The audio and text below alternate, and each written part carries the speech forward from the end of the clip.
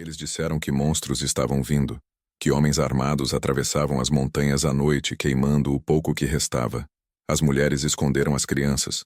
Algumas rezaram, outras apenas esperaram, porque na guerra, esperar é tudo o que sobra. Quando os passos começaram a ecoar na rua de pedra, ninguém respirava. Não havia gritos, não havia tiros, só o som de botas se aproximando. Era assim que sempre começava antes do pior. Rosa apertou a filha contra o peito e pensou que aquela seria a última noite. Pensou no marido que não voltou. Pensou no que faria se a porta fosse arrombada. Pensou que monstros não sentem pena. A batida veio, forte o suficiente para ser ouvida, suave demais para ser ignorada. Do lado de fora, homens armados aguardavam. Sujos, cansados, cobertos de lama e sangue. Soldados, inimigos. Era isso que a guerra dizia que eles eram. Mas quando a porta se abriu, não houve grito, não houve violência. Houve silêncio. E naquele silêncio, algo impossível começou a acontecer. Ninguém dormia naquela noite. O silêncio agora era pesado demais para ser chamado de paz. Cada estalo da madeira, cada sopro do vento entre as pedras da vila soava como um aviso. As mulheres mantinham as crianças grudadas ao peito, tentando abafar respirações, tentando esconder o próprio medo. A guerra tinha ensinado que, quando os passos chegavam, raramente vinham com piedade. Elas chamavam de monstros. Não porque tivessem visto seus rostos, mas porque era mais fácil temer algo sem nome. Monstros não pedem explicação. Não sentem. Não hesitam. Era isso que a guerra havia feito com a ideia de soldados. Transformado homens em sombras. Os rumores diziam que tropas se aproximavam pelas montanhas. Ninguém sabia de onde vinham. Só sabiam que vinham. E quando a guerra vem, ela não bate a porta.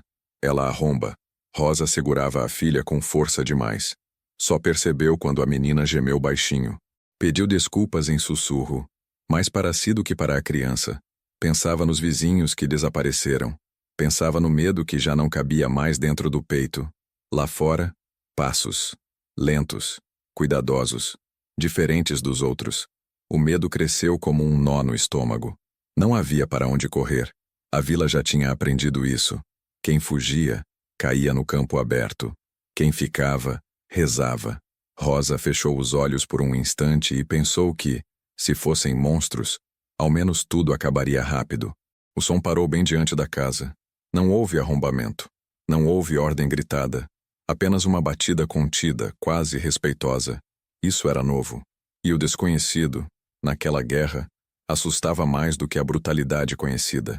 Do outro lado da porta, homens aguardavam. Soldados brasileiros, distantes de casa, distantes de qualquer glória, carregando semanas de combate nos ombros e ordens que diziam para avançar, ocupar, neutralizar. Mas também carregavam algo que a guerra tentava arrancar todos os dias. A capacidade de escolher. Quando a porta se abriu por completo, Rosa não viu monstros. Viu rostos jovens demais para tanta morte. Viu olhos atentos, cansados, mas humanos. Um deles tirou o capacete devagar, como se aquele gesto pudesse acalmar o ambiente. Falou numa língua estranha, mas o tom não era de ameaça. Na rua, a cena era ainda mais improvável. Homens feridos, inimigos, deitados em macas improvisadas, alguns gemendo, outros imóveis demais para qualquer som. Entre eles, um médico estrangeiro ajoelhado, mãos sujas de sangue que não era todo seu. A guerra mandava ignorar, mandava seguir, mandava deixar para trás. Mas naquela vila, naquela noite, algo fugiu ao roteiro da violência. Os brasileiros não entraram como conquistadores. Entraram como quem pede abrigo para salvar vidas, inclusive as que, segundo a lógica da guerra, não mereciam mais nada. Rosa sentiu o medo mudar de forma. Não foi embora, mas já não era puro terror. Era confusão. Era incredulidade. Era a primeira rachadura num sentimento que parecia sólido havia meses. Talvez, pensou ela, os monstros não fossem todos iguais. E talvez aquela noite não fosse terminar como as outras. A vila inteira observava pelas frestas. Olhos cansados, desconfiados, famintos por qualquer sinal que indicasse se aquele momento seria o fim ou apenas mais um capítulo de horror. As mulheres não gritavam. O silêncio era uma forma de defesa. Cada uma segurava algo nas mãos. Um terço, um pano, um pedaço de madeira, como se pequenos objetos pudessem protegê-las da guerra. Os soldados brasileiros se moveram devagar, quase com cuidado excessivo. Um deles apontou para os feridos no chão e fez um gesto universal. Ajuda. Não precisava de tradução. O sangue escuro misturado à lama falava por si. Rosa percebeu que aqueles homens não olhavam para as casas como alvos. Olhavam para elas como quem reconhece abrigo. Um dos soldados tirou a mochila das costas e abriu ali mesmo, no meio da rua. De dentro, tirou ataduras, um cantil, algo embrulhado em pano. Outro se ajoelhou ao lado de um inimigo ferido e começou a pressionar o peito dele contando baixinho, como se aquilo mantivesse o homem preso à vida. Era errado. A guerra dizia que era errado. Mas ainda assim acontecia. Um sargento mais velho caminhava de um lado para o outro, observando, garantindo que ninguém se aproveitasse da situação. Seu rosto carregava marcas profundas de quem já tinha visto demais. Quando seus olhos cruzaram com os de Rosa, ele não desviou. Apenas fez um leve aceno de cabeça. Não era um pedido. Era uma promessa silenciosa. Ninguém aqui vai machucar você. Dentro das casas, as crianças começavam a chorar, não mais de medo, mas de cansaço. A tensão que sustentava o corpo havia horas começava a ruir. Uma mulher deixou escapar um soluço. Outra se sentou no chão, incapaz de continuar em pé. Os soldados trabalharam sem pressa, mas sem pausa. Cada vida parecia importar, até aquelas que horas antes tinham empunhado armas do outro lado da linha. Um jovem brasileiro com o uniforme rasgado no joelho ofereceu seu próprio casaco para cobrir um homem que tremia de frio. Não perguntou nome, não perguntou lado, apenas cobriu. Rosa sentiu algo estranho crescer no peito. Um sentimento que não combinava com guerra. Vergonha. Vergonha por ter desejado que aqueles homens nunca chegassem. Vergonha por ter acreditado nos sussurros. A filha dela puxou seu vestido e perguntou em voz baixa se podia olhar mais de perto. Rosa hesitou. Depois assentiu. Caminhou devagar até a porta, sentindo o coração bater como se estivesse traindo algo sagrado. Abriu um pouco mais. O frio da noite tocou seu rosto. E junto com ele, o cheiro de fumaça, metal e sangue. Mas havia outro cheiro também. Comida. Um dos soldados havia colocado uma panela pequena sobre uma fogueira improvisada. Água esquentava. Um gesto simples, quase doméstico, no meio da destruição. Quando Rosa pisou na rua, um silêncio pesado caiu sobre os soldados. Não porque fossem perigosos, mas porque sabiam o peso daquele momento. Um passo errado poderia destruir tudo. Um deles sorriu sem mostrar os dentes. Outro deu um passo para trás, criando espaço. Ela não correu, não gritou, apenas ficou ali, segurando a filha com força. O sargento se aproximou lentamente e falou numa mistura confusa de palavras. Amigo, Brasil, ajuda. Rosa não respondeu. Não sabia como. As palavras tinham ficado presas em algum lugar entre o medo e a esperança. Então algo pequeno aconteceu.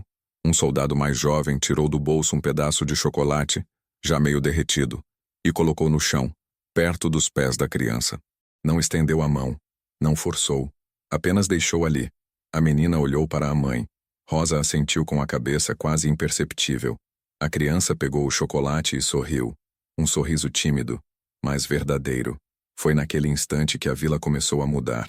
Não de uma vez, não de forma grandiosa, mas como rachaduras num muro antigo, cedendo pouco a pouco. E enquanto a noite avançava, ninguém mais chamava aqueles homens de monstros. Ainda não os chamavam de heróis, mas já os viam como algo muito mais raro na guerra. Humanos. A madrugada avançava devagar, como se o tempo também estivesse cansado da guerra.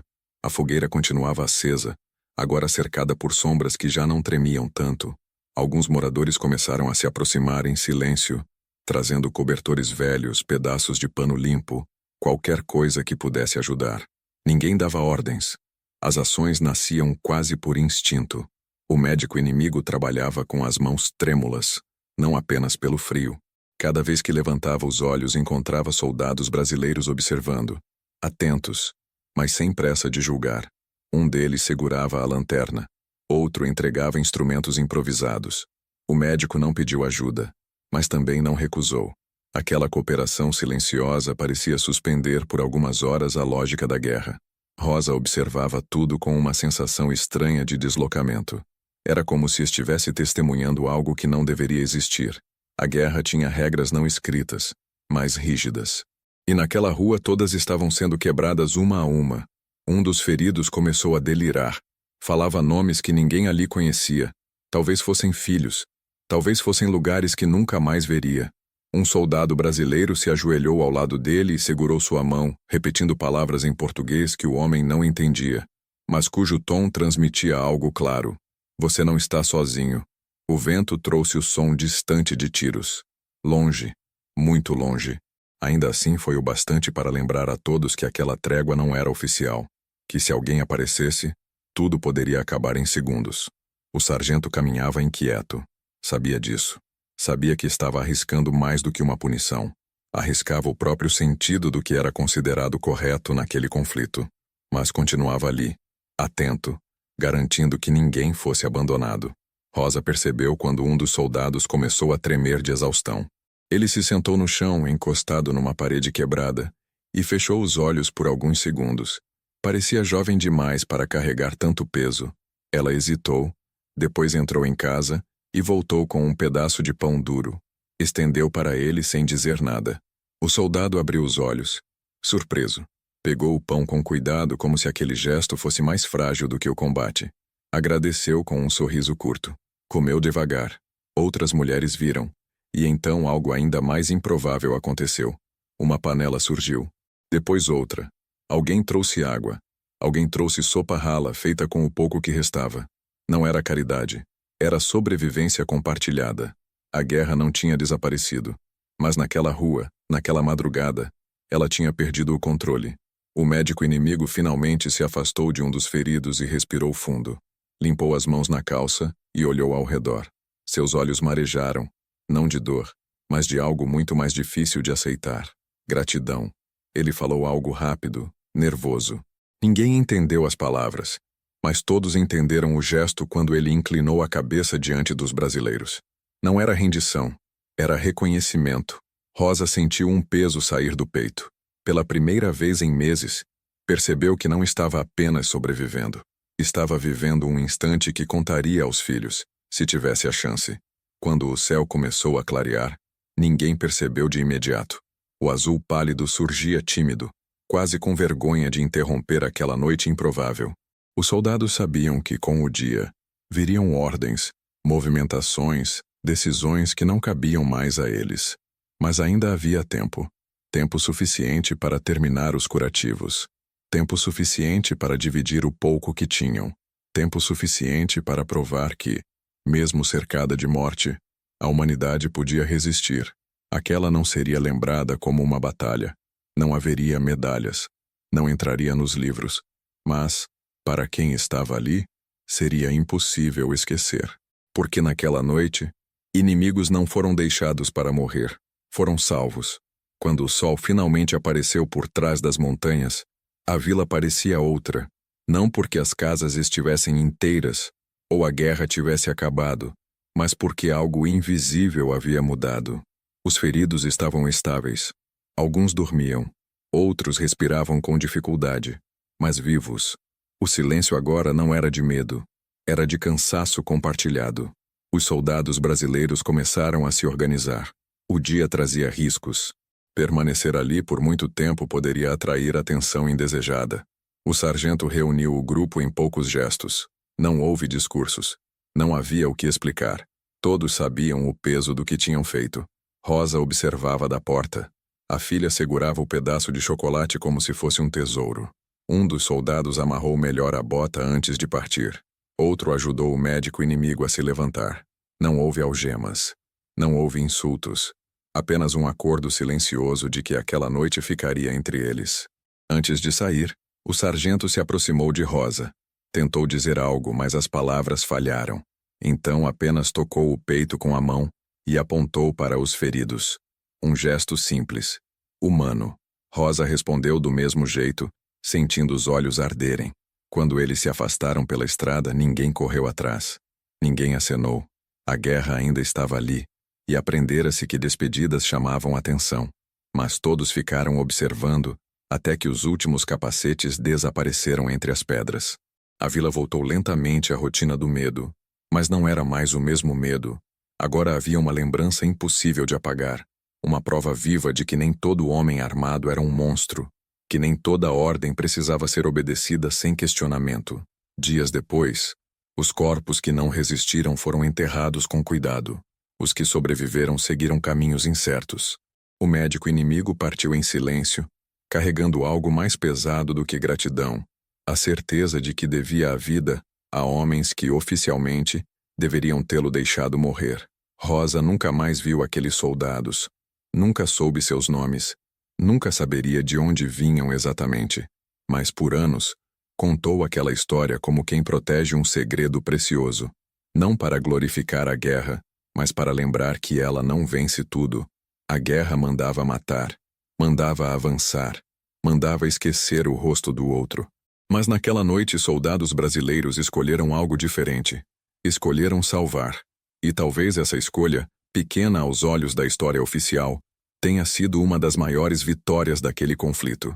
Não conquistou território, não mudou mapas, mas preservou algo que, quando se perde, nenhuma guerra consegue devolver: a humanidade. Porque no fim, monstros não são aqueles que chegam com armas. Monstros são os que deixam de ver o outro como gente. E naquela noite, numa vila esquecida da Itália, isso não aconteceu.